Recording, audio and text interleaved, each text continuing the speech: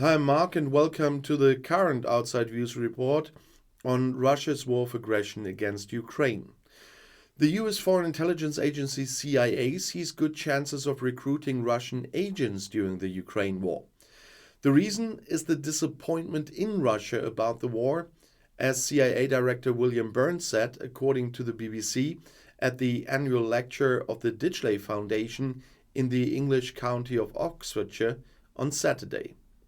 The dissatisfaction creates a unique opportunity for us at the CIA, he said. Burns recalled the failed revolt a week ago by the Russian mercenary group Wagner, headed by Yevgeny Prigozhin, against President Vladimir Putin. It's a vivid reminder of the corrosive effect of Putin's war on his own society and regime. The CIA had published a video on Telegram explaining how to contact the CIA secretly and anonymously. And for the first time in almost 2 weeks, Kiev was again the target of Russian airstrikes on Sunday. All enemy missiles were repelled during the fight, is what the Ukrainian Air Force said. According to the military administration, several houses in the Kiev region were damaged by falling debris, and one resident was injured. According to official information, 8 combat drones and 3 cruise missiles were destroyed nationwide. Russia has been waging a war of aggression against neighboring Ukraine for more than 16 months now. According to Ukrainian Foreign Minister Dmytro Kuleba, Russian air superiority and minefields are the biggest problems for the Ukrainian counteroffensive. At risk of their lives, the soldiers sometimes have to crawl 200 or 300 meters through a minefield to clear the area for the advancing troops. That is what Kuleba said in Kiev in an interview with German newspapers. In addition, the armed forces suffer because they lack anti-aircraft, anti-helicopter, and anti-aircraft weapons on the ground.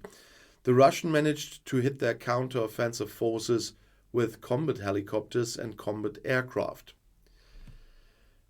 Ukrainian President Volodymyr Zelensky complained about delays in the training of pilots on US-made fighter jets in this connection, of course. I think that some of our partners are dragging here, is what he said in Kiev. In May, several European countries announced the formation of a fighter jet coalition. The USA cleared the way for this and gave the green light for training on F-16 fighter jets. Because of the planned transfer of Wagner mercenaries to neighboring Belarus, Poland has also now ordered hundreds of police officers to its eastern borders.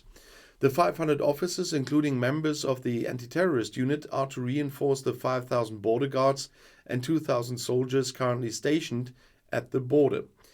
And Interior Minister Mariusz Kamiński said on Sunday that, according to Polish findings, up to 8,000 Wagner fighters could find accommodation in Belarus. And EU and NATO member Poland shares a 418-kilometer border with Belarus. The head of the Prigozhin mercenary unit has its fighters marched in the direction of Moscow last weekend, I mentioned it earlier, but then he gave up. Belarus President Alexander Lukashenko mediated. Impunity was assured to Prigozhin and his mercenaries.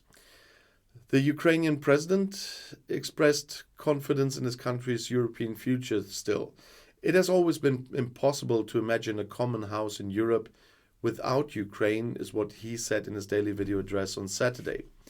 And the visit of Spain's Prime Minister Pedro Sánchez on the first day of the Spanish EU Council presidency in Kiev was an important gesture. Sánchez pledged 55 million euros in new aid to Ukraine to support small and medium-sized businesses. And at the parliament he said that the support of the Europeans was unbroken. So that's what happened since I published the last video, or what I got the information since my last video. I'll talk about the topic and give you some update tomorrow again, of course. But if you want to know something else right now, the next video is right here in the end screen. I'll see you there. I'll be back.